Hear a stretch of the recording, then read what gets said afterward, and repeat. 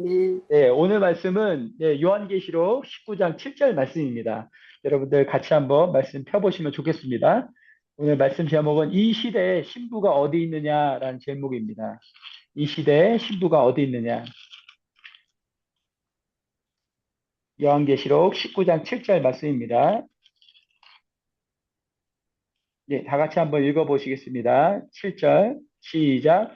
우리가 즐거워하고 크게 기뻐하여 그에게 영광을 돌리세 어린 양의 혼인기약이 이르렀고 그 아내가 예비하였으니. 네, 요한계시록 19장에 보면요. 주님의 이제 재림 장면이 나오는데 여기서 보면은 어린 양의 혼인 기약이 이르렀다고 말하고 있고 또 그 아내가 예비되었다고 말을 하고 있습니다. 또 이 요한계시록 22장의 가장 마지막 장, 요한계시록 총 22장으로 되어 있는데요. 그 마지막 장에 보면은 17절에 보시면은 성령과 교회가, 아니, 성령과 신부가 이르기를 옷이 없어서 이렇게 말하고 있습니다. 그러니까 어떻게 보면은 요한계시록의 가장 중요한 핵심이 되는 부분이 혼인 잔치이면서 또 성령님께서 그 신부와 같이 이렇게 예수님의 재림을 이렇게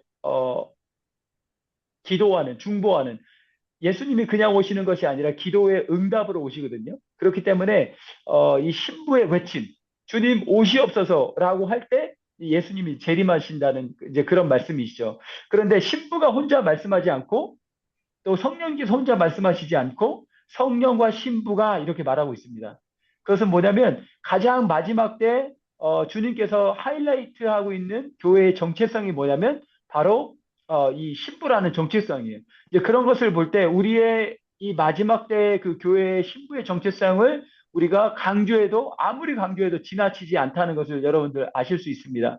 그런 것처럼 우리의 삶 가운데 이 신부가 어떻게 나오는지에 대한 그런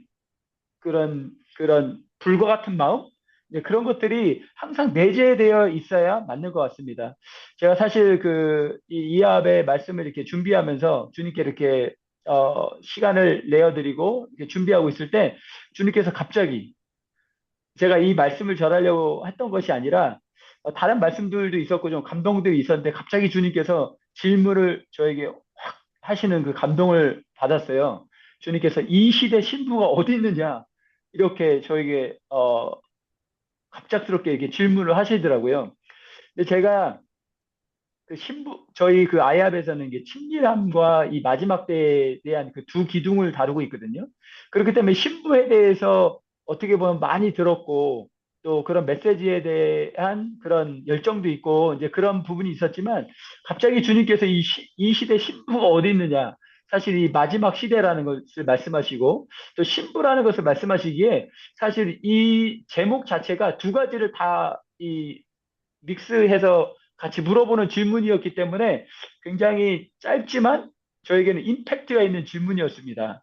그런데 이것이 이합에 대한 메시지를 준비하고 있을 때 주님께서 저의 영 가운데 이렇게 말씀하시는 부분이 있어서 굉장히 좀, 아, 이 메시지를 전하라는 말씀이시구나라는 제가 그 메시지를 주님으로부터 들었습니다.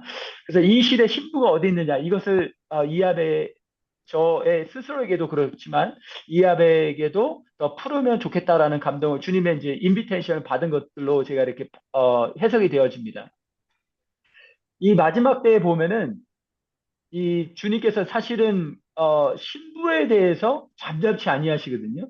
이 여러 군데가 있지만 이 마지막 때의 신부 정말 주님께서 간절히 원하는 이 신부는 이 영어 표현에 좀 더 잘 이 기록이 되어 있는 것 같습니다. His wife has made herself ready. 주님의 와이프가 있는데 이 와이프가 ready 된 와이프예요. 그런데 herself ready. 자기 스스로가 준비했다는 거예요.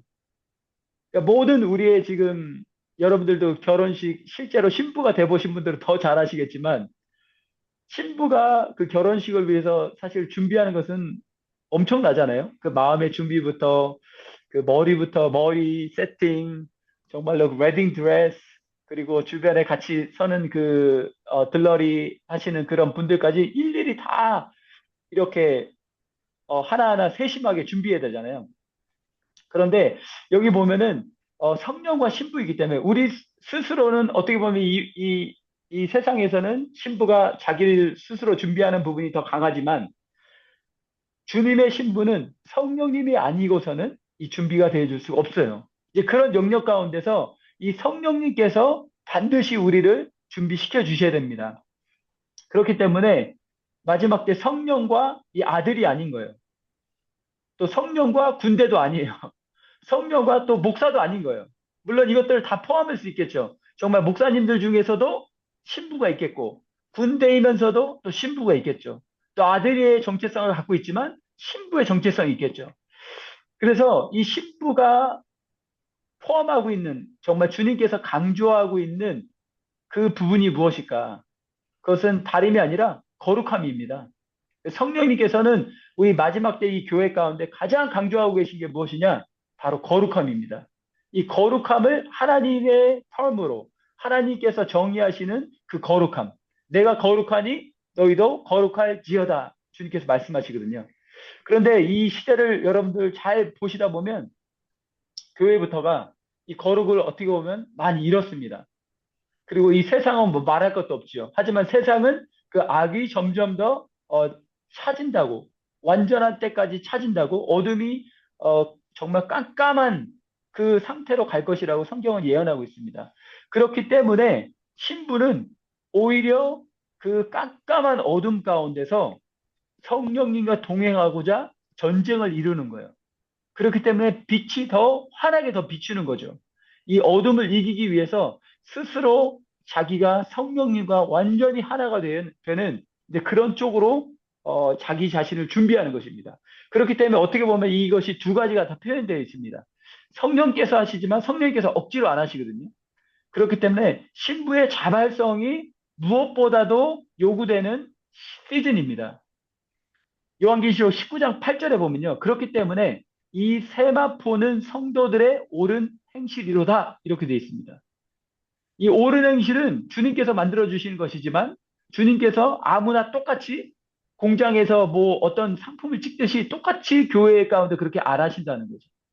왜냐하면 우리 가운데 그 갈망함이 틀리기 때문에 내가 예수님이 이제 곧 오시는데 내가 어떻게 준비되어야겠다는 그 불같은 갈망들이 사람마다 다 틀리거든요. 근데 이 갈망함은 혼자 스스로가 또 할 수 없는 부분이기 때문에 이 교회라는 공동체 안에서 우리가 그 갈망함들이 이 불같이 서로에게 이렇게 영향력을 주는 이제 그런 픽처를 그리시면 딱 좋을 것 같습니다.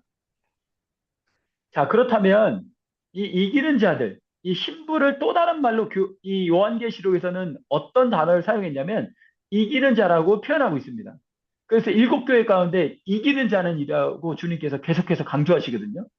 그렇기 때문에 이 이기는 자들의 끊임없는 질문이 어떻게 돼야 되냐면 주님 그렇다면 이 신부가 이 영광스러운 신부가 에베소서 4장에 나와 있는 그 영광스러운 신부가 어떻게 준비됩니까? 라는 질문을 계속 던지셔야 됩니다. 그럴 때 우리의 방향성을 계속해서 우리의 마음의 방향성, 또 우리 삶의 방향성, 우리의 시간 사용의 방향성 그런 것들이 맞춰질 수가 있습니다. 그런데 주님께서는 저에게 이렇게 하이라이트 해 주신 것이 신부는 이렇게 준비된다라고 말씀해 주신 몇 부분을 여러분들하고 쉐어하고자 합니다. 자, 첫 번째는 주의 말씀입니다. 근데 우리가 단순히 주의 말씀 할 때는 그 성경 말씀 이렇게 말할 수 있지만 그것도 맞지만 주님은 이 요한계시록에서 스스로를 하나님의 말씀이라고 칭하고 계십니다. 요한계시록 19장 10절에 내가 그 발 앞에 엎드려 이제 천사가 이제 나타나는데 그 사도 요한이 천사에게 경배하려고 할 때 천사가 오직 하나님께만 경배하라 하고 그 다음에 13절에 그 이름은 하나님의 말씀이라 칭하더라 말씀하고 있습니다. 그러니까 하나님의 말씀 자체가 예수님이신 거죠. 그런데 사도 요한이 여기서 그 발 앞에 엎드려 나옵니다. 이게 마치 베다니 마리아가 그분의 발 앞에 머물면서 주님의 음성을 들었고 또 복음이 전해지는 곳마다 이 마리아가 한 일이 전해지리라 말씀하셨습니다. 그런 것처럼 우리 신부의 가장 중요한 부분 뭐냐면 주님의 예수 그리스도 말씀 대신 예수 그리스도의 그 발 앞에 엎드려서 주님의 말씀을 듣는 것입니다. 이게 말씀이지만 말씀보다 훨씬 큰 인격이란 거죠. The person이라는 거예요. 그분을 듣는다는 거죠. 그런데 사도 바울은 이 신부들을 준비시키기 위해, 그러니까 신부들이 스스로 준비되면 좋은데 성령과 신부, 근데 이 성령께서 역사하시는 것은 이 교회 안에 시스템을 주셨어요. 그렇기 때문에 사도 바울 같은 그 사도들을 일으켜 세워주시고 또 선지자적인 보이스를 가진 자들 일으켜 세워주셔서 교회를 깨우는 거예요. 그런데 사도 바울의 주요한 메인 그 펑션, 사도로서의 메인 펑션이 뭐였냐면 그 아비의 마음으로 눈물로 가르치는 거였어요. 그냥 한 번 손 한 번 흔들고 안수 한 번 해주고 그렇게 해서 끝난 것이 아니라는 거예요.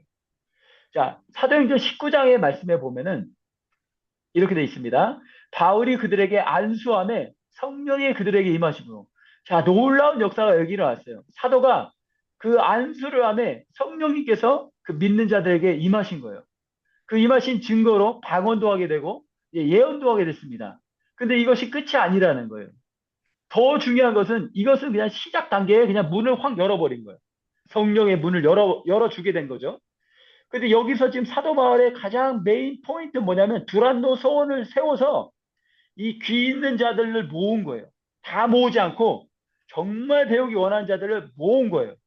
그래서 사도 바울이 한 게 뭐냐? 날마다 티칭하는 거예요. 이게 가장 중심이 됐다는 거예요. 오순절에도 떡을 떼면서 사도의 그 가르침을 계속해서 배웠다는 그것이 가장 중요한 부분이라는 거죠. 이게 메인 포인트라는 거예요. 이 기둥과 같은 거라는 거예요. 그래서 이것을 얼마나 했냐? 2회 동안에 이 성령이 임한 자들에게 방언도 하고 예언도 하는 자들에게 지속적으로 눈물로 가르쳤다는 거예요. 이것이 바로 이 교회의 주님께서 핵심으로 주님께서 다루시는 거예요. 이 사도들을 통해서. 그래서 다 주의 말씀을 듣게 된 거예요. 계속해서 그 주님의 말씀을 선포하고 빛을 비추고 눈물로 가르치고 했다는 거죠. 그런데 사도행전 20장 바로 다음 장이죠. 사도행전 20장 31절에 보면요. 이렇게 되어 있습니다. 그러므로 너희가 일깨어. 자, 이들이 어떻게 됐냐면 일깨우게 됐대요. 깨이게 됐다는 거예요. 사도 바울의 가르침을 통해서. 그래서 내가 3년이나 밤낮 쉬지 않고 눈물로 각 사람을 훈계하여.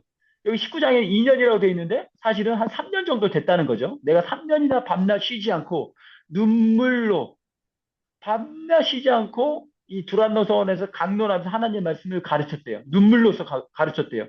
근데 그 핵심이 뭐냐? 경고라는 훈계라고 나와 있는 것이 영어로는 워닝이라고 되어 있습니다. 그러니까 이 주님의 그 성령으로 거듭난 자들, 주님의 성령으로 예언도 하고 방언도 하는 자들에게 사도 바울을 했던 것의 핵심이 뭐냐? 경고라는 거예요. 의로 교육하도록 주님께서 말씀하신 가장 그 하나님의 말씀에 하나님 나라의 중요한 부분을 맛보기 위해서 경고가 필요한 거예요, 경고. 그러면 이 경고가 일어난 건 뭐냐면 나팔이 계속 불려지면 뭐냐면 일깨워진다는 거예요. 와치풀하게 된다는 거예요. 그러면서 사도 바울은 그 스스로가 신부로 철저하게 준비됐습니다. 그래서 그 바로 다음 절에 연결되는 말씀이 뭐냐면 내가 아무의 은이나 금이나 의복을 탐하지 아니하였고 되어 있습니다. 이 사도에게 엄청난 능력과 말씀이 풀어지면요. 이 재물을 모을 수 있는 기회들이 생깁니다. 그런데 이 사도 바울이 여기서 바로 다음 절에 말씀하는 이것들이 뭐냐면 탐하지 않는 거예요. 여러분들 그 육신의 소욕 중에 가장 강력한 게 뭐냐면 러스트예요. 정욕이고 탐심이에요. 탐심이 이 가장 바람 라인에 있기 때문에 이 탐심을 다루는 것이 이 하나님의 백성의 가장 중요한 부분입니다. 그렇기 때문에 사도 바울은 자기 스스로도 지키고요. 또 자기가 탐심을 이루지 않고 하나님의 말씀을 살아가면서 성령님의 역사 가운데 살아가면서 이 교회들이 그것으로부터 자유롭게 되도록 그 자유롭게 되는 그 포인트가 뭐냐? 탐심으로부터 자유롭게 되는 거예요. 탐심은 뭐냐면 만족하지 않는 거예요. 내가 이걸 가져도 더 갖고 싶은 거예요. 이것에 만족하지 않는 거예요. 근데 반대로 탐심이 끊어진 자리에 뭐가 있냐? 그 탐심이라는 그 덩어리가, 그 죄 덩어리가 죽은 그 자리에 뭐가 올라오냐? 감사가 올라옵니다. 그 십자가가 정말 십자가가 된 자리에 감사가 쑥 올라옵니다. 찬양이 쑥 올라옵니다. 근데 찬양과 탐심이 같이 갈 수가 없습니다. 같이 갈 수 있다고 착각하는 거죠. 그렇기 때문에 이 사도 바울의 열심이 있었는데요. 이 핵심 목표가 뭐였냐면 이 경고를 하는데 이 경고도 경고 자체가 목적이 아니라 이 경고에는 그 어떤 차원의 경고가 있냐면 육신의 소욕을 쫓는 거, 그 다음에 종교적인 그런 것에 빠져서 타성에 젖는 거예요. 그리고 이 세상의 그 방법대로 살려는 거. 그리고 마귀의 그 공격 가운데 자기 스스로를 지키는 이 마지막 때는 우는 사자가 얼마나 크게 울겠어요. 이 세상이 교회 가운데 그냥 막 역사하고 있거든요. 세상이나 교회나 별로 별반 다름이 없는 이 시대에 우리가 살고 있습니다. 그렇기 때문에 이 교회는 어떻게 보면 경고가 사라지니까 세상이 그냥 들어오는 거예요. 이 마귀의 가르침들이 그냥 막 들어오는 거예요. 이 종교가 그냥 이 하나님의 그 성령을 대신하고 있을 수 있는데 그것 가운데 그냥 살아가고 있다는 거예요. 이 경고가 죽었기 때문에 교회가 그렇게 됐다는 거예요. 이 경고가 있게 되면 나팔을 계속 불게 되거든요. 나팔이 계속 불게 되면 신부가 깨어야 된다는 거예요. 이 깨이는 목소리가 계속해서 들려질 때 우리가 영적 실체를 깨닫게 됩니다. 그리고 영적인 원리들을 우리가 알고자 추구하게 돼요. 그런데 이 반대로 이 경고가 없어지잖아요. 그 영적 원리들로 살아가야 된다는 그런 것이 있는 것조차 모르고요. 그리고 영적 실체에 대해서 알고 싶지 않아요. 그냥 살고 싶다는 거예요. 그냥 굴러가는 대로 세상 사람들이 추구하는 대로 나 자신이 어떠한 목표 없이 방향성을 잃고 그냥 살고 있다는 거예요. 여러분들 교회의 상태를 잘 보면 지금 딱 그렇습니다. 지금 경고가 없어졌어요. 그리고 지옥에 대한 메시지도 없어졌어요. 그런데 예수님께서는 가장 핵심 메시지는 이 마지막 때 죄의 싹슨 사망이요. 이 죄를 지속적으로 질 때 이 둘째 사망이 이 사람에게 영원한 심판이 이 사람에게 놓여 있다는 거예요. 그렇기 때문에 주님께서는 가장 사랑하시는 그 사랑하심으로 경고를 가장 핵심적으로 완벽하게 하신 분이 예수님이십니다. 근데 사도 바울도 이 사도들도 바로 기둥의 역할을 하는 이 사도들도 가장 중요한 것은 계속해서 이 말씀을 경고로 풀어내고 이 영적 원리를 풀어내고 영적 실체를 풀어내서 이 거룩한 신부를 준비시키는 것 이것이 바로 사도들이 목표한 것이었습니다. 이 경고 자체가 목표가 아니에요. 이 영적 실체를 알고 원리를 아는 것들 자체도 목표가 아니에요. 이 예수님, 인격 대신 그 예수님과의 그 친밀함 가운데 들어가는 거. 그래서 그분이 나를 통치하는 거. 그래서 내가 그분과 같이 되는 거. 그분의 이미지로, 영광에서 영광으로, 믿음에서 믿음으로 들어가는 거라는 거예요. 그렇기 때문에 고린도후서 11장 2절에는 사도 바울이 이렇게 담대히 선포하였습니다. 내가 하나님의 열심으로 너희를 위하여 열심을 내는데 이 열심이 무엇 때문에 열심이냐? 이 목표를 정확하게 하고 있습니다. 내가 너희를 정결한 처녀로 신부로 한 남편인 그리스도께 드리려고 중매함이로다. 이게 성령이 이 안수함으로 이들에게 내렸다는 것으로 끝나지 않았다는 거예요. 거기서 훨씬 더 들어간다는 거예요. 성령이 임하시면 시작 단계라는 거죠. 방언이 임하면 거기서 시작 단계라는 거예요. 예언이 임할 때도 거의 시작 단계라는 거예요. 이들이 더 많이 배워서 거룩이 무엇인지, 정말 주님과 같이 되는 것이 무엇인지, 정말 예수 그리스도의 몸이 되는 것이 무엇인지, 그것을 계속해서 풀고 예수님이 추구하는 것을 신부도 추구하는 단계까지 나아가야 된다는 거예요. 근데 사도 바울이 지금 그런 마음을 가지고 사역했다는 거예요.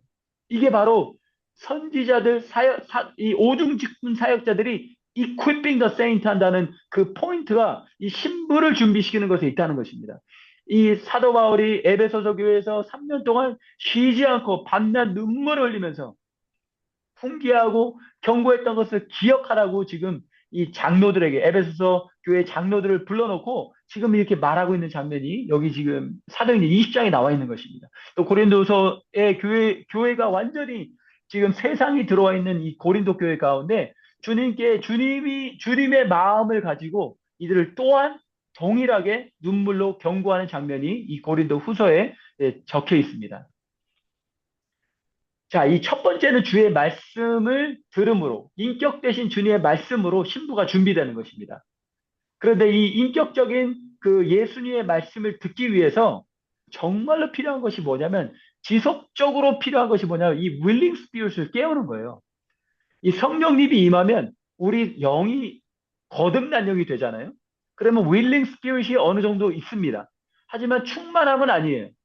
그렇기 때문에 우리 안에 이 성령님께서 원함을 계속 주시는데 이 원함을 주시기 위해서 이 계속해서 이 사역이 들어가야 되는데 사역자들의 일에 아까 전에 제가 말씀드렸던 것처럼 이 사역자들의 그 핵심 포커스가 뭐냐면 바로 이 willing spirit을 깨우는 거예요.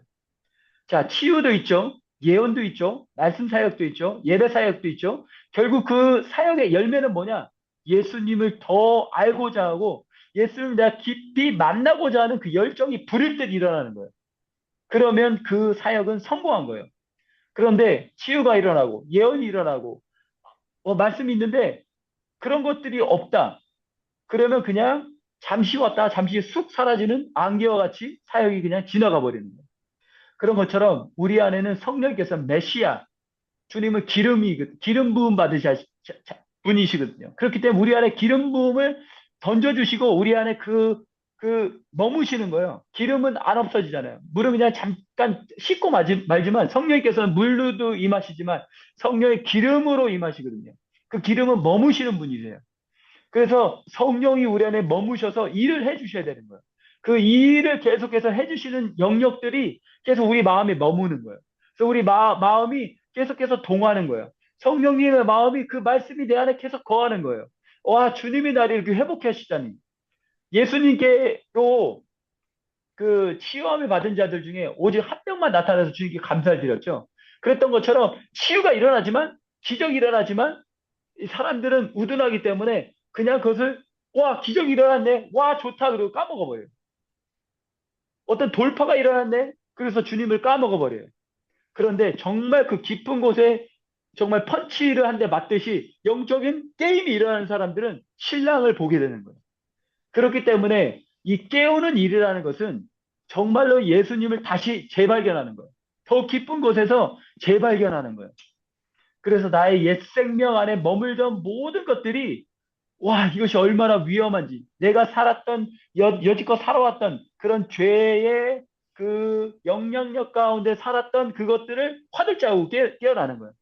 그래서 골로새서 3장 5절 말씀에는요, 이 옛 생명이 발견되는 그 자리에서 주님께서 무엇을 말씀하시냐면, put to death. 주님은 이것에 전혀 no mercy예요. 어떤 부분에요? 육신의 소욕 가운데.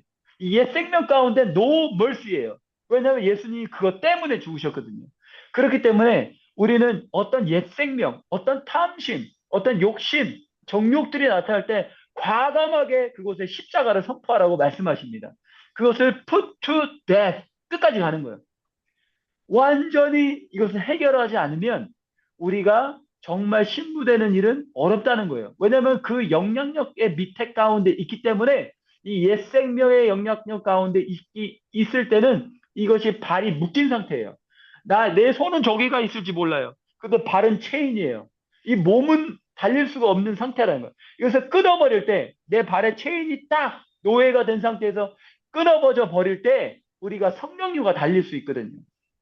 그렇기 때문에 골로새서 3장 15절에 그리스도께서 너희 마음을 어떻게 하라고요? 주장하게 하라 말씀하십니다. 지배하게 하라 말씀하십니다. 그래서 중요한 말씀 뭐냐면 let이라는 단어예요. let.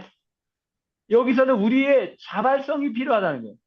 주님께로부터 우리가 그렇게 하도록 허락하라는 거예요. 우리의 마음이 그리스도의 평강으로 지배받도록 우리가 주님께 내어드려야 된다는 거예요. 주님이 지배하도록 우리가 내어드려야 된다는 거예요.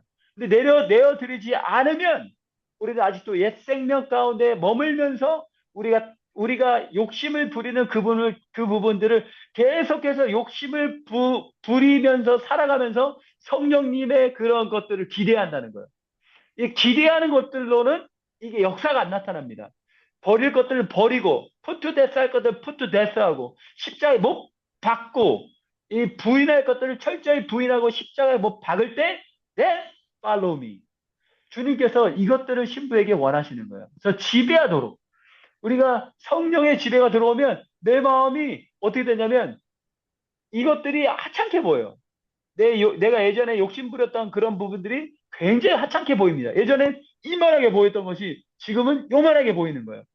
예, 이것들이 영향력 싸움입니다. 어떤 부분에 이만하게 나에게 영향력으로 다가왔던 그런 부분들이 그것들이 어떻게 보면 그런 육신의 그런 모든 갖가지 욕심들이 될 수 있죠. 탐식이 될 수 있습니다. 먹는 것을 탐하는 거 아니면 탐욕이 될 수 있죠. 더 많이 갖고자 하는 거. 그런 것들이 우리의 옛 생명의 가운데 남아 있습니다. 그런데 성령님이 나의 마음 가운데 이 지배권을 영에서부터 지배권을 주님께서 여기다가 주님께 정부를 세우시는 거예요. 하나님 나라를 세우시는 거예요. 그러면 하나님 나라는 주님께서 그 영향력을 가지시고 이것을 확장해 나가십니다. 그런데 주님께 내어드리지 않은 영향력들은 주님께서 그것을 만주실 수가 없어요. 해드렸지 않기 때문에. 그렇지만 우리가 주님으로 하여금 그것들을 통치하도록 내어드리면 거기서부터 갑자기 영향력이 확 바뀌기 시작합니다. 에베소서 5장 8절의 말씀에 보면요. 이런 말씀이 있습니다. 이제는 주 안에서 빛이라 빛의 자녀들처럼 행하라 말씀하십니다. 어둠의 일에 참여하지 말고 도리어 책망하라. 자, 여기서 보면 책망하라는 말씀이 나옵니다. 우리 크리스천들에게 책망할 부분들이 분명히 있습니다.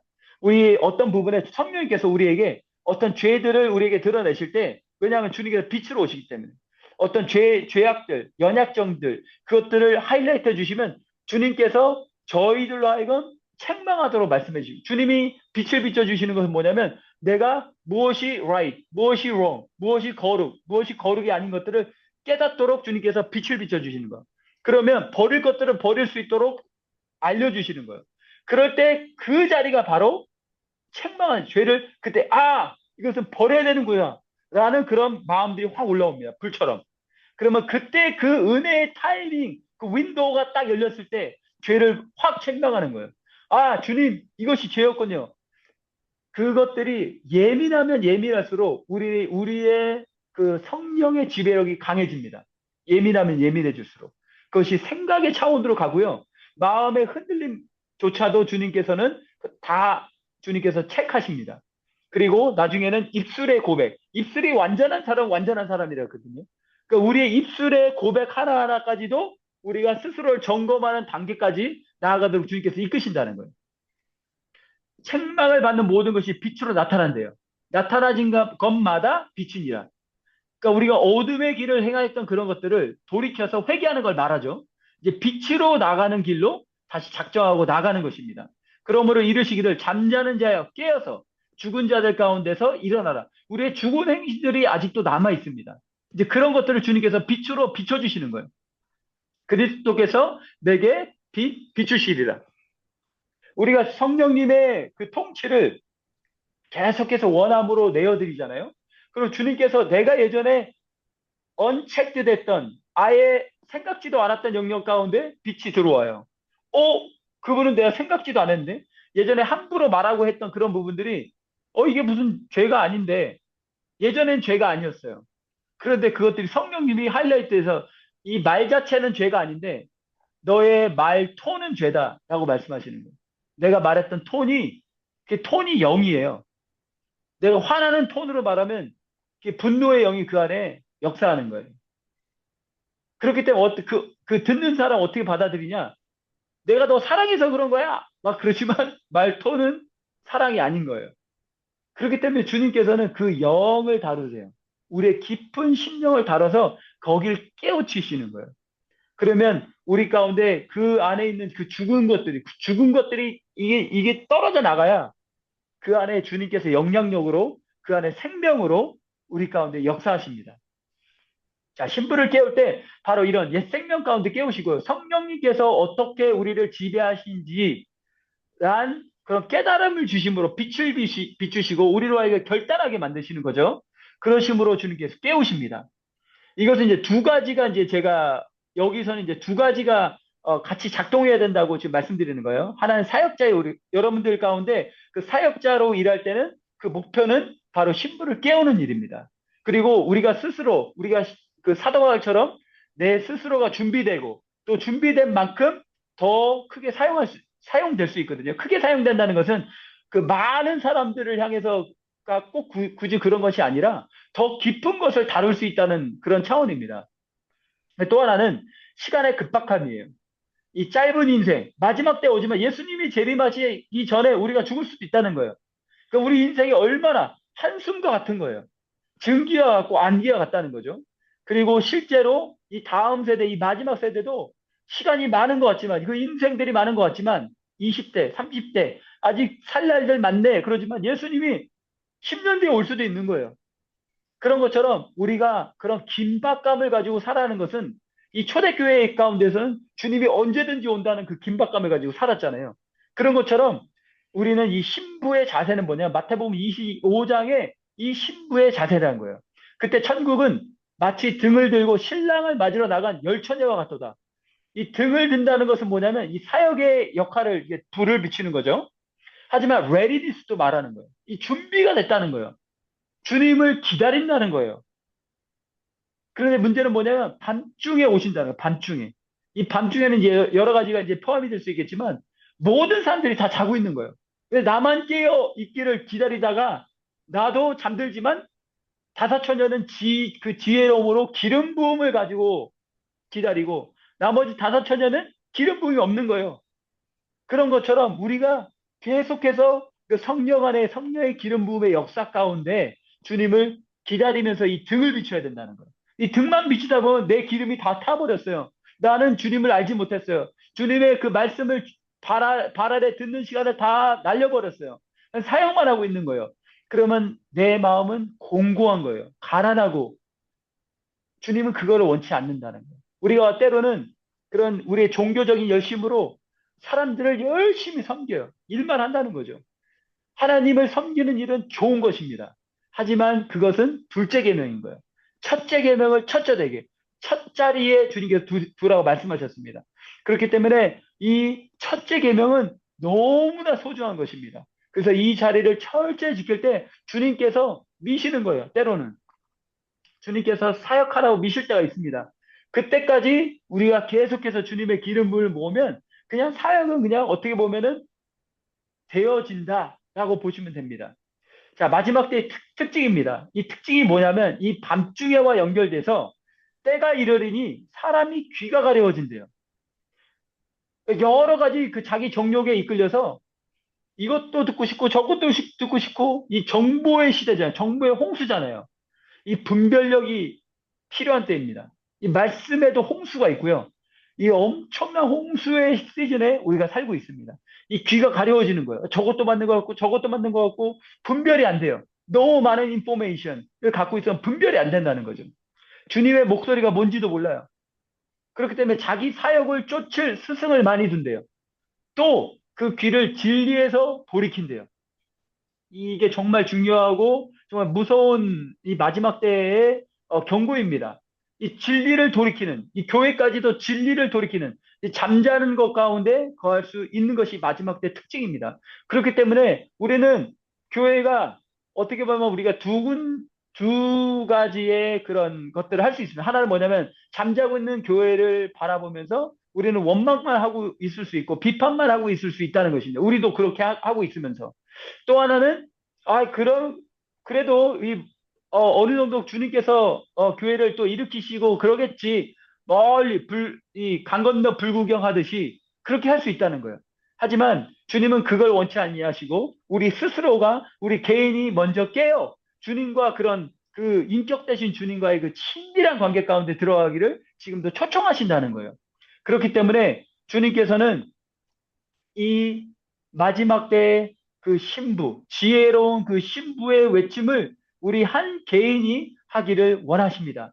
그 개인의 그 고백이 뭐냐면 아가서 1장 2절의 말씀입니다. 내게 입맞추기를 원하니 진리로 주님께서 또 진리의 성령으로 주님께서 입맞춰 주신다는 거예요. 그 말씀으로 입맞춰 주신다는 거예요. 이것들을 원할 때 주님은 우리에게 말씀으로 입 맞춰 주신다는 것입니다. 당신의 사랑이 포도주보다 나음이로구나. 이 포도주는 이 세상의 포도주거든요. 세상이 주는 기쁨이에요. 세상이 주는 기쁨보다 그 어떤 기쁨보다 당신의 입술에서 나오는 그 친밀함의 그 말씀의 입맞춤이 주님 저에게 더 낫습니다. 주님 저에게 입 맞춰 주십시오. 그 입맞춤은 참 정말 그 친밀함입니다. 여러분들 그 어떤 나라의 그 크리스천 베이스, 특별히 이제 크리스천 베이스가 된 나라들 보면요. 이 굉장히 그 특별히 저희 그 베네수엘라 분이 여기 계신데 그분들 보면은 여기 있을 땐 그렇게 안 하는데 본인들 그 문화에 그 녹아져 있는 그 인사법을 말씀하시더라고요. 여러분들 영화 같은 데 보면 이렇게 볼키스 하잖아요. 이렇게 하는 것처럼 거기도 이제 그게 있더라고요. 그런 것처럼 이 참 이 친밀함을 이렇게 니얼니스로 이 가까이 이렇게 나타낼 수 있는 것이 그 키스입니다. 그런 것처럼 우리 신랑 예수님께서도 이 신부에게 가까이 가길 원하세요. 그래서 nearness, far away가 아니라 우리가 화나면 언제 화나냐면 주님이 나를 너무 멀리 이렇게 느껴질 때 화가 납니다. 왜냐면 나 혼자 일하는 것 같고 나 혼자 고생한 것 같고 근데 사도 바울의 그런 고백들을 보면요. 주님께서 바로 내 곁에서 말씀하시는 것처럼 말씀하십니다. 그런 것처럼 우리는 어떤 사역 가운데 주님이 너무 멀게 느껴지면 사역을 스탑해야 됩니다. 그러니까 이 지금 하고 있는 걸 다 스탑하라는 것이 아니라 어떤 내가 너무나 사역에 집중되어 있는 그런 부분들을 잠깐 멈추고 주님의 입맞춤을 간절히 바라는 자리로 다시 그 발밑에서 주님의 그 친밀함을 느껴야 됩니다. 그 자리 가운데 있을 때 신부의 외침이 다시 일어나게 됩니다. 주님, 주님의 말씀이 이렇게 좋다니요. 주님의 니어니스가 이렇게 좋다니요. 주님 저에게 더 입맞춰 주십시오. 주님 저에게 더 말씀하여 주십시오. 주님 저를 더 이끌어 주십시오. 이런 고백들이 일어나게 됩니다. 이것이 바로 신부가 깨일 때 나타나는 현상들입니다. 자, 세 번째는 성령님께서 통치하심으로 이 신부를 준비시키십니다. 이 신부를 준비시킬 때 가장 강력한 그 요소는 바로 성령님이세요. 그래서 성령을 여기 보시면은 성령을 쫓아 행하나 그 로마서 8장에 보면요. 이 율법의 요구가 이루어지게 하려 하심이니라. 그 성령님께서 너희가 육신의 소욕을 쫓지 아니하고 성령을 쫓는 자에게 주님께서 이 사람들에게 어떤 것이 이루어지게 하냐면 율법의 요구. 율법의 요구는 뭐냐면 사랑하는 거예요. First commandment. 하나님을 전심으로 사랑하는 것이 이루어지게 해주는 것이 바로 성령의 통치가 일어난 사람에게 이루어진다는 거예요. 그런데 이 앞에 전제가 하나 있습니다. 많은 사람들이 이걸 빼먹어요. 육신의 소욕을 쫓지 아니하고 성령을 쫓아 행하는 자들에게 율법의 요구가 이루어지기. 그 전제는 뭐냐면 육신의 소욕을 쫓지 않아야 돼요. 이 육신의 소욕을 쫓지 않은 상태에서 성령님의 통치를 간절히 바라는 그 상태로 나아갈 때 율법의 요구가 이루어지도록 주님께서 만들어 주신다는 거예요. 자, 로마서 6장 14절에도 보면요. 죄가 너희를 주관치 못하리니 죄가 우리를 주관치 못한다고 말하고 있습니다. 왜냐? 그 이유가 분명히 있습니다. 너희가 법 아래 있지 아니하고 은혜 아래 있음이라 말하고 있습니다. 근데 이 은혜가 단순히 그냥 은혜가 아니라 말이 아닌 거예요. 이것은 통치라는 거예요. 이 영향력이 이 안에 있다는 거예요. 로마서 5장 14절에 보면 death reign 이렇게 되어 있습니다. 옛사람에 속한 사람들은 이 죽음이 왕노릇합니다. 사망이 왕노릇하는 거예요. 그래서 두려워해요. 이 사망이 야, 너 이렇게 하면 너 죽어. 너 하나님 말씀 전하면 죽어. 너 이렇게 사역하면 너 망해. 그러면 사망을 통해서 왕노릇합니다. 그래서 계속 겁을 주는 거예요. 두려움을 주고. 그리고 로마서 5장 21절에 보면요. Sin reign in death. 사망 안에서 뭐가 왕노릇하냐? 죄가 왕노릇하는 거예요. 근데 요한일서에 보면 이 죄가 왕노릇하기 전에 들어오는 게 뭐냐면 욕심이 왕노릇합니다. 그래서 욕심이 잉태한 즉 죄가 낳는 거예요. 그렇기 때문에 영향력의 차원 가운데 우리가 계속 노예 생활을 하는 거예요.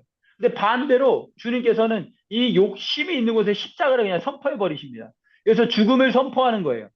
그러면 우리도 동일하게 이 욕심이 죽은 그 자리에 가운데 성령님께서 일하기 시작하는 그 성령의 통치로 들어가게 됩니다.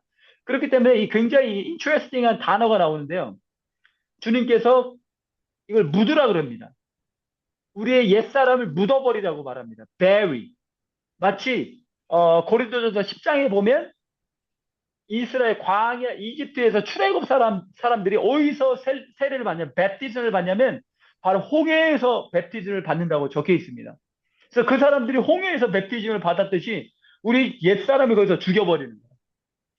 이집트에서 나온 사람들이 그 노예된 그것들이 죽은 데가 어디냐면 바로 홍해입니다. 그 옛사람이 묻혀져 버린 거예요. 거기서 예수 그리스도의 죽음, 그 장사됨이 거기서 발견이 되는 거예요.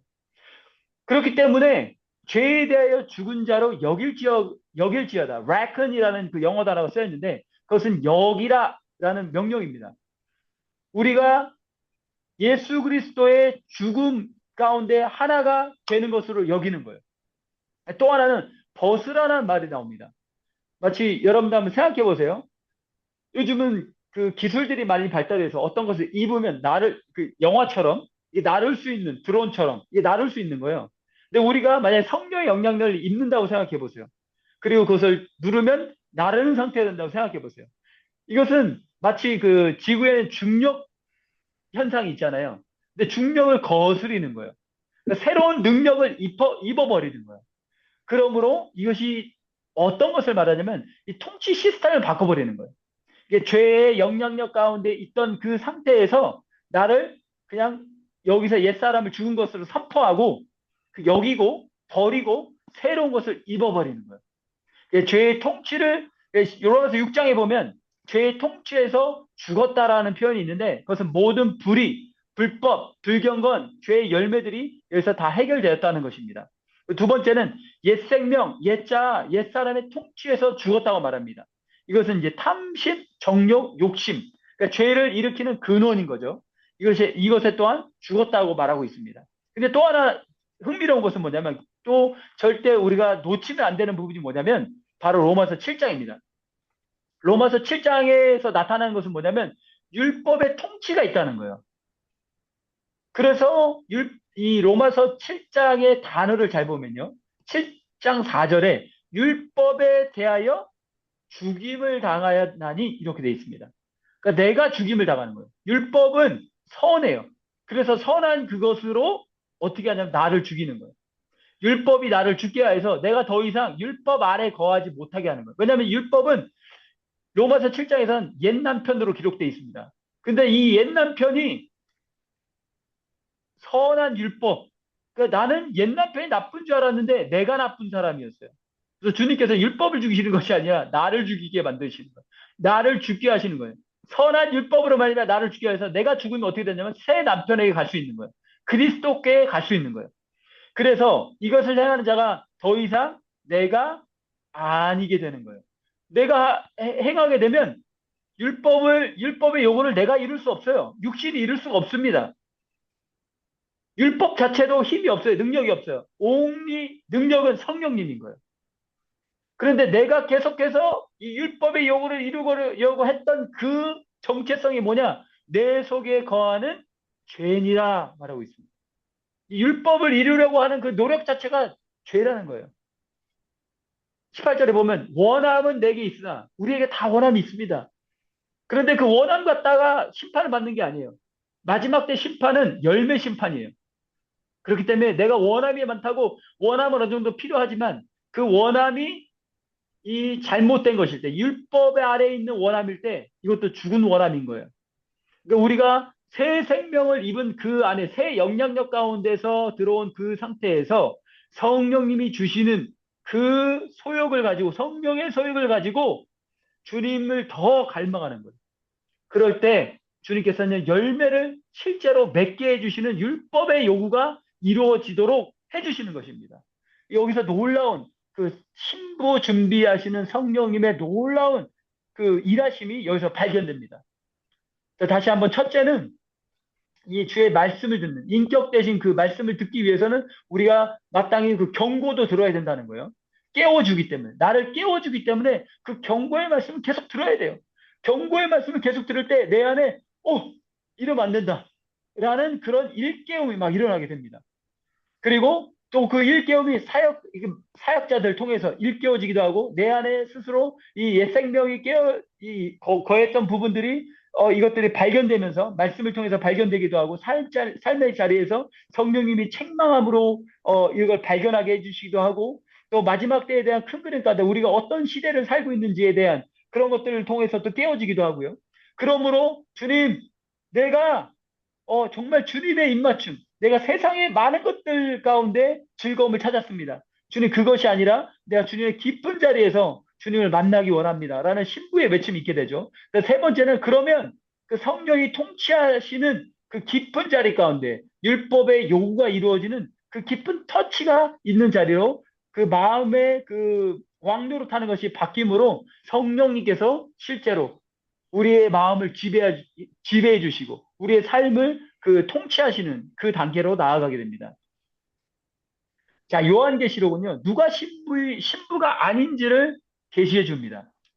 자, 누가 신부가 아니냐면 요한계시록 21장 8절에 보면요. 첫 번째, 두려워하는 자들은 신부가 아니랍니다. 두 번째, 믿지 않은 자들도 신부가 아니에요. 세 번째, 흉악하는 자들도 신부가 아니에요. 마음으로 살인하여 누굴 미워하는 자들도 이 신부가 아닙니다. 행음하는 자들, 마음으로 육욕을 퍼부으면 그것이 실제 음행한 것이라고 주님 말씀하시죠. 그리고 우상 숭배하는 자들, 모든 거짓말하는 자들, 전부 다 신부가 아닙니다. 왜냐? 이들은 다 불과 유황으로 타는 그 불못에 참여하기 때문에 이 둘째 사명에 참여하기 때문에 이들은 신부가 아닙니다. 자, 그렇기 때문에 요한계시의 핵심 메시지는 뭐냐? 이기는 자가 되어야 된다는 거예요. 이기는 자가 바로 신부라는 거예요. 이게 바로 일곱 교회의 메시지예요. 그러면 신부는 누구냐? 성령의 충만한 통치를 받는 거예요. 그래서 새 예루살렘에 가는 사람이 새 예루살렘의 특징이 뭐냐? 성령의 충만함이 거기 있는 거예요. 예수 그리스도가 빛이 돼서 그것에 비추시는데 그곳에 들어갈 자가 누구냐? 바로 신부만 그곳에 들어간다는 거예요. 그렇기 때문에 신부는 성령의 완전한 통치 가운데 계속해서 거해야 된다는 거예요. 그래서 이 두려움은 이 마지막 때에 드러나는 가장 강력한 이 신부를 괴롭히는 하지만 이 두려움을 이기면 엄청난 돌파를 경험하는 것이 될 것입니다. 그렇기 때문에 이 마지막 때 가장 영혼들을 사로잡는 것이 뭐냐? 이 두려움이라는 거예요. 이 죽음에 대한 두려움, 이 혼자됨에 대한 두려움, 이 어둠과 악인들을 향한 두려움, 이 환난과 난리와 핍박에 대한 두려움, 그리고 또 부족함에 대한 두려움입니다. 이 모든 두려움 가운데 이 사단이 우리를 노예로 계속해서 만든다는 거예요. 자, 성경은 이 자아가 죽을 때만 이길 수 있다고 말하거든요. 그래서 로마서 7장 6절에 이제 우리가 얽매였던 것에 대하여 죽었으므로 우리가 영의 새로운 것으로 섬길 것이요 문자에 묵은 것으로 아니할지니라. 성경의 말씀이 그냥 문자 남아있으면 우리 큰일 난다는 거예요.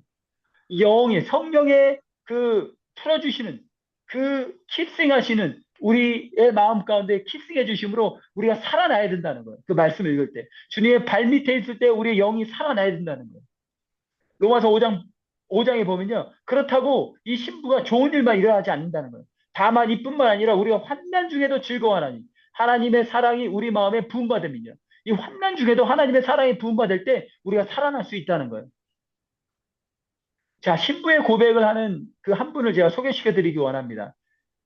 말타 윙 라빈슨이라고 1874년부터 1936년에 살았던 분이세요. 근데 이분의 삶에 대해서 쓴 책이 있는데요. 이 책 이름이 Radiant Glory라는 책이에요.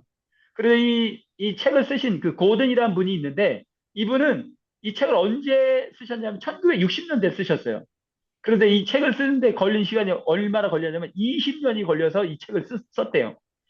그러니까 이분의 삶이 그만큼 신부의 삶을 살았기 때문에 이분이 그 오순절 그 성령의 그 기름 부음이 있었을 때 토피카 부흥이 1901년 있었고 또 아주사 부흥이 있었고 그 부흥의 영향이 또 시카고에도 임했는데 그 시카고의 부흥에 임함으로 이분이 그 삶을 완전히 주님께 드리고 내 삶이 온전히 그리스도께 통치되는 삶이 드리고자 그렇게 내드렸던 삶인 거예요. 그렇기 때문에 이분에게 또 엄청난 그 치유의 은사도 나타났어요.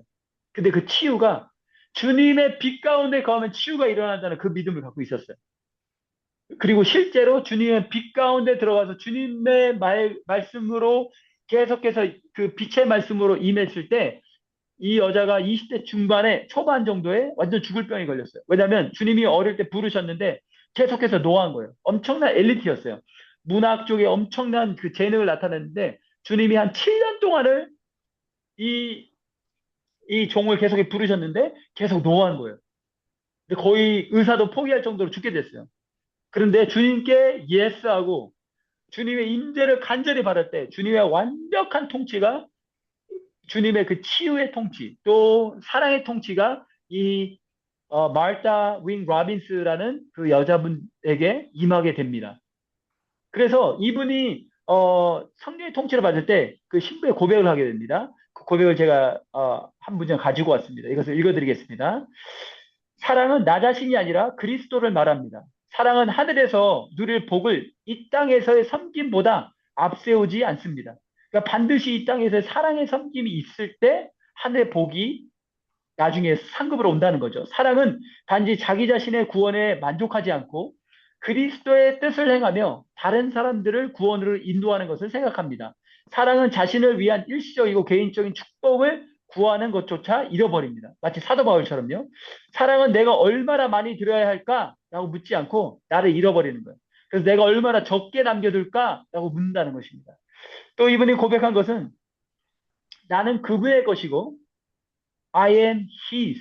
그분은 나의 것입니다. He is mine. 아가서의 고백이죠. 그분은 나의 주가 되십니다. 그분은 나의 모든 삶 가운데 주가 되신다는 거예요. 병 들었을 때도, 건강할 때에도, 고난 가운데도, 기쁨 가운데도, 가난할 때도, 부유할 때도 이것이 상관이 없다는 거예요. 주님을 갈망할 때는. 이 좁은 사역의 들판에서든 넓은 사역의 들판에서든 그분은 여전히 나의 것이며 그분은 나의 것입니다. 이게 바로 신부의 고백이라는 거예요. 그리고 이분께서 그 티칭에 굉장히 강하셨는데 이분의 그 삶의 중심 단어가 세 가지 있었습니다. 그게 뭐냐면 첫 번째, abandonment. 그러니까 자폭인 거예요. 자를 계속해서 죽이는 거예요. 두 번째는 vessel. 주님의 완벽한 그릇이 되는 깨끗한 그릇이 되기를 갈망했다는 거예요. 세 번째는 이 바깥으로의 삶이 아니라 드러내려고 막 하는 삶이 아니라 inward. 주님과의 그 내면의 그 만남을 계속해서 추구했던 그 삶을 살았다는 것입니다. 여러분들 한번 생각해 보세요. 여러분, 이분이 히든 잼이에요. 숨겨진 보석입니다. 1936년대에 죽으셨는데 어떤 분이 이분의 라이프를 20년 동안 너무나 많은 그 간증들이 있기 때문에 다 모아가지고 레디언 글로리를 이렇게 책을 만들었다고 한번 생각해 보세요. 참 저는 이게 상상이 안 갑니다. 이게 주님이 일하시지 않고서는 이것들이 참 불가능합니다. 자, 마지막인데 거의 끝날 텐데요. 네 번째는 계시록은 마지막 때 누가 신부인지도 계시합니다. 이 성령의 통치인 거죠. 넘버 원. 성령이 교회들에게 하시는 말씀을 듣고 회개하는 자라고 말합니다. 그래서 주님께서는 귀 있는 자는 성령이 교회들에게 하시는 말씀을 반드시 들어야 된다는 거예요. 그리고 처음 행위, 이 첫 자리, 바로 처음 사랑을 말하는 거죠. 두 번째, 주님은 책망으로 빛을 비추신다. 회개하의 빛을 따라가면 이기는 자의 길로 가게 하는 거예요. 그래서 무릇 내가 사랑하는 자를 책망하여 징계하노니. 지금 저희들은요, 이 교회들은 책망, 징계받는 거 너무 싫어요. 그런데 이 책망을 들어야 된다는 거예요. 책망을 들을 때 정말 바른 길, 생명의 길을 가는 자들은요, 책망을 좀 해달라고 말할 거예요, 아마. 저도 예전에는 책망을 싫어했던 것 같아요. 근데 지금 정말 신부의 길을 가다 보면, 여기에 주름이 있지 않나? 내 여기에 흠이 있지 않나? 내가 뭐 잘못된 게 없지 않나? 돌아보게 된다는 거예요. 그러므로 우리는 이 세상의 영과 반대로 가야 된다는 거예요. 내가 열심을 내라, 회개해라, 깨끗하게 살라는 거예요. 거룩한 삶을 살라는 거예요. 이 책망을 받으라는 거예요. 그러면 이 회개가 일어난다는 거예요. 회개를 더 하고 싶어진다는 거예요.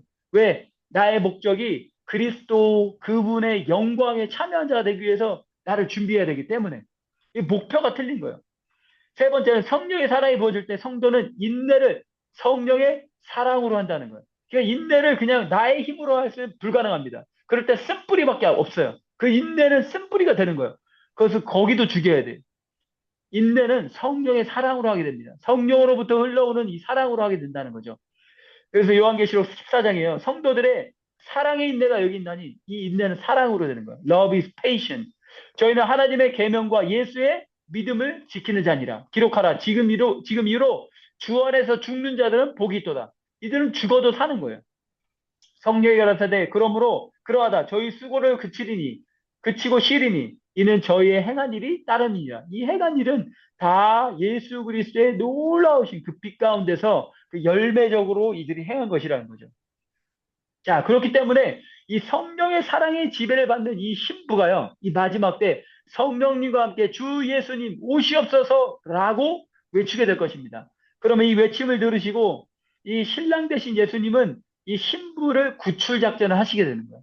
이게 부활이 그때 일어나고 또 휴거가 그때 일어나게 됩니다. 그래서 성령의 통치를 받지 않는 모든 국가 시스템, 죄악의 시스템들, 이 개개인들은 모두 심판을 받게 된다는 것입니다. 이합 안에 있는 모든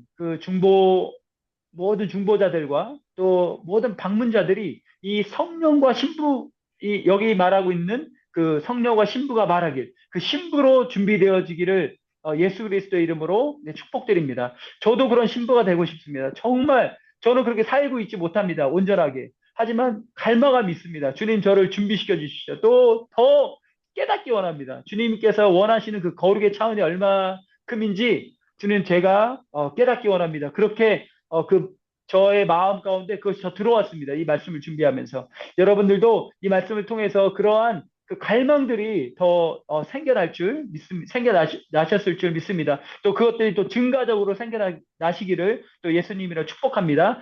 저희 같이 이 말씀들을 읽으면서 심플리 이 말씀 한번 읽으시면서 기도하는 마음으로 같이 한번 읽으심으로 이 시간 마치겠습니다. 1번부터 같이 읽으실게요.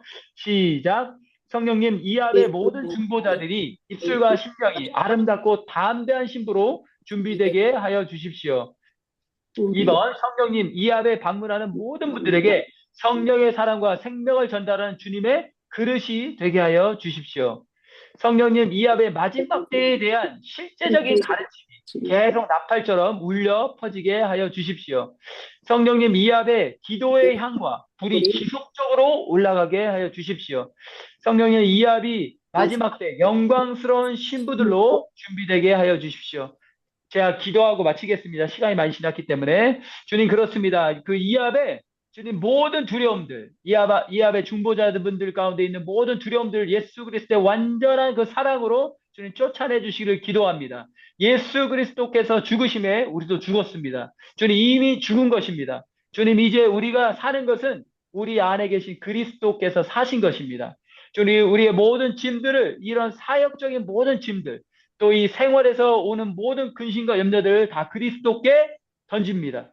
주님, 우리의 모든 삶의 영역에서, 주님, 모든 삶의 영역에서 주님께서 주가 되십니다. 성령의 사랑으로 채워주사 담대함으로 주님 서게 하여 주십시오. 주님, 우리 스스로를 보지 말게 하시고 그리스도를 보게 하여 주십시오. 또 먼저 각 가정의 가족들을 먼저 예수님의 VIP로 섬길 수 있도록 주님 인도하여 주십시오. 이 아름다운 주님의 성품들이 이 가족에서 이 부부의 관계 가운데 먼저 드러날 수 있도록 도와주시고 자녀들이 우리를 바라볼 때 나도 우리 아빠 엄마처럼 되고 싶다. 라는 그러한 정말 그 아이들의 진솔한 고백들을 듣는 저희들 될 수 있도록 주 역사해 주시길 기도합니다. 또 마지막 때 주님 이 지혜로운 신부들을 일으킨다고 말씀하셨사오니 주님 우리가 먼저 깨어나게 하시고 계속 나팔처럼 울려 퍼지는 주님 나팔을 부는 자들 될 수 있도록 주님 인도하여 주십시오. 또 성령님 이합에 주님 기도의 향이 주님께서 기도의 향을 붙여주셨는데 이 부모 세대와 다음 세대의 연합한 그 사랑의 예배와 중보가 지속적으로 올라갈 수 있도록 도와주시고 또 이스라엘 회복과 또 미국의 성령의 부어짐과 북한의 핍박받는 교회를 위해서 기도하고 주님 끊임없이 주님께 올려드릴 수 있는 중보의 영을 주님 부어주시사 이 기도의 향이 계속 올라갈 수 있도록 아버지 인도하여 주십시오. 이 기도의 집에 섬김이 짐이 아닌 사랑의 열정이 되게 하여 주시옵소서. 주님 각 사람이 정말로 점도 없고 흠도 없는 without offense 상처받지도 않는 겸손한 사람들은 상처받지 않는다고 합니다. 주님, 우리도 그 어떠한 일에도 상처받지 않게 해 주시고 다 어떠한 일에 그리스도께서 우리를 용서하심처럼 용서하는 자가 될 수 있도록 아버지 역사해 주시옵소서. 주님, 이 모든 분들을 축복합니다. 예수 그리스도를 축복합니다. 주님, 우리를 준비시켜 주시옵소서. 감사드리며 이 모든 말씀 우리 주 예수님의 이름으로 기도합니다. 아멘.